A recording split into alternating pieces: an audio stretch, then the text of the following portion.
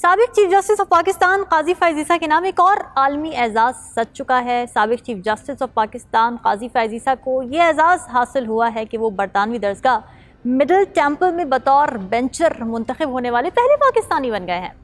काजी फैज़ ईसा के एजाज़ में बरतानिया की कदीम तरीन कानूनी दरगाह मिडिल टेम्पल तकरीब मुनक़्क़िद करने जा रही है, जिसमें शिरकत के लिए काजी फैज़ ईसा बरतानिया रवाना हो चुके हैं। मिडिल टेम्पल में यह एजाज़ किन शख्सियात को दिया जाता है और दुनिया की कौन सी नामी ग्रामी शख्सियात यह एजाज़ हासिल कर चुकी हैं, तमाम पहलुओं पर बात करेंगे आज के इस व्लॉग में। आप देख रहे हैं 92 न्यूज़ का डिजिटल चैनल और मैं हूँ रामीन सैयद। व्यूअर्स, साबिक चीफ जस्टिस ऑफ पाकिस्तान काजी फैज़ ईसा वैसे तो अपने शानदार और तारीखी फैसलों के बिना पर बेहद मकबूल हैं। अब साबिक चीफ जस्टिस ऑफ पाकिस्तान काजी फैज़ ईसा ने एक और एजाज़ हासिल कर लिया है, और वो क्या है? वो पाकिस्तान की पहली शख्सियत बन चुके हैं जिन्हें बरतानिया की कदीम तरीन कानूनी दरगाह मिडिल टेम्पल में बतौर बेंचर मुंतखब किया गया है। साबिक चीफ जस्टिस काजी फैज़ ईसा को इस साल मई में तकरीब में शिरकत की दावत दी गई थी और उन्होंने मिडिल टेम्पल की इंतज़ामिया को एक ख़त लिखा था कि वो 25 अक्टूबर को अपने रिटायरमेंट के बाद ही इस तकरीब में शिरकत कर सकते हैं, जिस पर उनके एजाज़ में तकरीब की तारीख 29 अक्टूबर को मुकर्रर कर दी गई।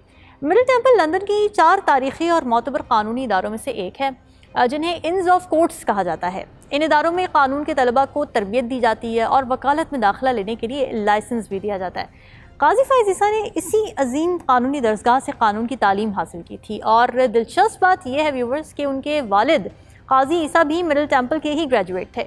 मिडिल टेम्पल की बुनियाद 14वीं सदी में रखी गई थी, अगर उसके थोड़ी बैकग्राउंड की बात की जाए, और ये सदियों से बरतानवी कानूनी निज़ाम के मरकज़ में एक अहम मकाम रखती है।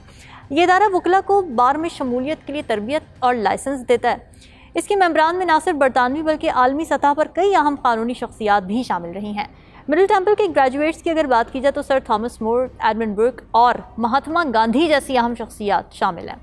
मिडिल टेम्पल में तालीमी निज़ाम इंतहाई सख्त और मयार में आला होता है। ये अपने तलबा को कानूनी महारतों के अलावा अदालती मामलात की अमली तरबियत भी फराहम करता है, जिससे वो पेशा वराना दुनिया में कामयाबी से कदम रख सकें।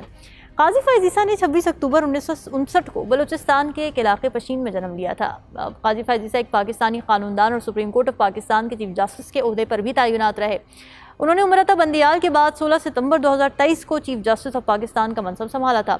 इससे कबल 2009 से 2014 तक काजी फैज़ ईसा बलूचिस्तान हाई कोर्ट के चीफ जस्टिस भी रह चुके हैं। काजी फैज़ ईसा को 21 जून 2023 को सदर आरिफ अलवी ने चीफ जस्टिस ऑफ पाकिस्तान मुकर्रर किया था। अगर काजी फैज़ ईसा की प्रोफेशनल करियर की थोड़ी सी बात कर लें तो काजी फैज़ ईसा कॉर्पोरेट, दीवानी और माहौलियात के बारे में क़वानीन में खासी महारत रखते हैं। काजी फैज़ ईसा नेशनल बैंक ऑफ पाकिस्तान के डायरेक्टर के ओहदे पर भी फाइज रह चुके हैं।